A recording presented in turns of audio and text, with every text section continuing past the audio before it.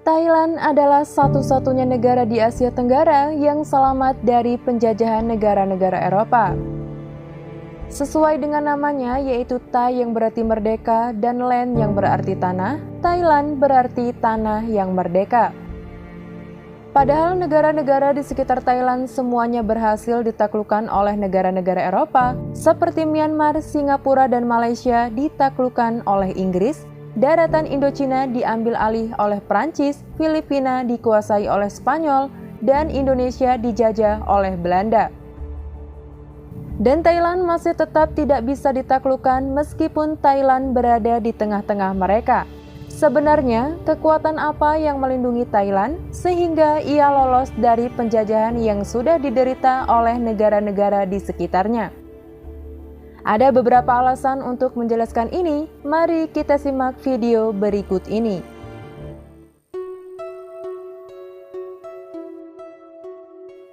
Siam adalah nama kerajaan yang sekarang mengganti nama menjadi Thailand. Siam diapit oleh dua kekuatan besar, yaitu Inggris yang menjajah Myanmar dan Prancis yang menjajah wilayah Indochina. Tetapi posisi geografis ini justru menjadi sangat menguntungkan bagi Siam, Inggris, dan Prancis. Keberadaan kerajaan Siam menjadi batas atau daerah penyangga antara Inggris dan Prancis, sehingga tidak akan menimbulkan potensi sengketa wilayah perbatasan antara Inggris dan Prancis, sehingga mereka dapat fokus untuk mengeksploitasi daerah jajahannya masing-masing. Jadi, Prancis dan Inggris tidak berkeinginan untuk menguasai Siam. Tetapi, ini bukan satu-satunya alasan kenapa Thailand tidak dijajah oleh mereka.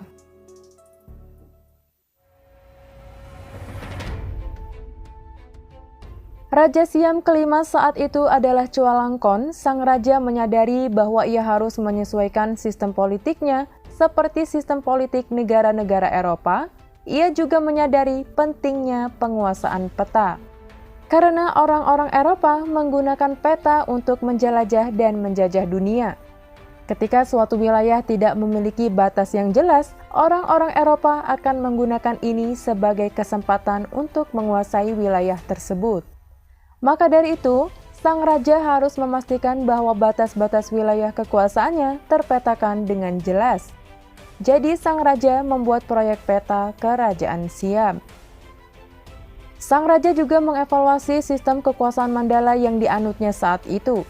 Sistem kerajaan Mandala adalah sistem yang mengutamakan kekuasaan lokal dibandingkan dengan kekuasaan pusat. Sistem ini perlu dirubah karena akan sangat mudah menimbulkan perpecahan dan lemahnya nasionalisme. Hal semacam ini juga terjadi di Indonesia karena kerajaan-kerajaan lokal sibuk dengan urusannya sendiri, maka kesempatan penjajah untuk berkuasa sangatlah terbuka. Akhirnya, sang raja mengubah sistem kekuasaan Mandala menjadi sistem kekuasaan yang terpusat. Sang raja juga membentuk tentara modern yang profesional untuk menjaga pertahanan dan keamanan kerajaan Siam. Tujuannya untuk menghindari potensi konflik internal maupun eksternal, termasuk untuk mengontrol penguasa lokal dan melindungi diri dari penjajahan Eropa. Meskipun demikian, Siam seringkali mengalami konflik dengan Inggris maupun Prancis. Puncaknya adalah ketika Prancis berusaha menguasai Laos yang saat itu masih dikuasai Siam. Pemerintahan Prancis di Indochina mengutus Auguste Pavie untuk merebut Laos dari kekuatan Siam. Prancis mengklaim bahwa Sungai Mekong ke arah timur adalah wilayah Vietnam yang harus dikembalikan. Akhirnya, pada 3 Oktober 1983, Laos jatuh ke tangan Prancis.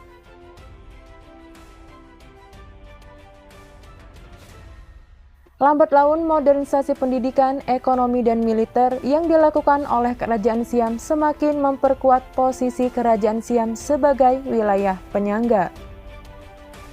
Akibatnya, Inggris dan Prancis tidak lagi berani untuk menjajah Thailand. Karena itu akan sangat merugikan dan berbahaya.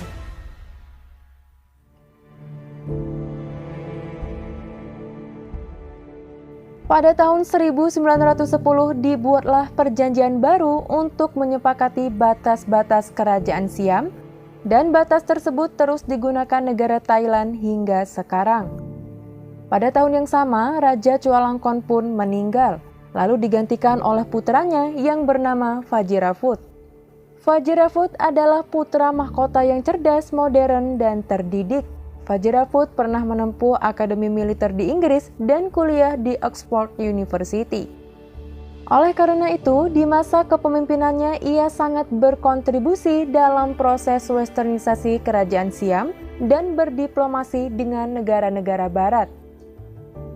Ketika Perang Dunia I, Siam menyatakan perang terhadap Jerman dan Hungaria untuk mendapatkan dukungan Prancis dan Inggris.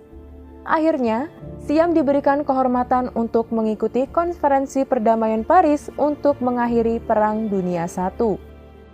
Posisi Siam semakin kuat dan tidak mungkin Prancis dan Inggris akan mengganggu mereka karena sekarang mereka adalah teman. Singkat cerita, setelah Raja Siam ke-6 lengser, maka diteruskan oleh Raja Siam ke-7 yaitu Raja Prajadipok. Tetapi ia mengalami kudeta pada tahun 1932. Kudeta tersebut menjadi titik balik perubahan Siam menjadi Thailand dari kerajaan monarki absolut menjadi monarki konstitusional. Dan Thailand tumbuh menjadi negara yang lebih modern dan kuat, tetapi pergantian kekuasaan Thailand dari tahun ke tahun kerap diiringi oleh upaya kudeta. Dari Thailand kita belajar pentingnya mengetahui posisi negara kita dengan peta, pentingnya menetapkan batas wilayah yang tepat dan tegas, pentingnya menyesuaikan diri dengan perkembangan zaman, dan pentingnya berdiplomasi dengan negara-negara adidaya, terutama pentingnya persatuan dan kesatuan. Itulah kunci yang bisa digunakan untuk menjadi negara yang kuat dan besar. Terima kasih sudah menonton dan sampai jumpa.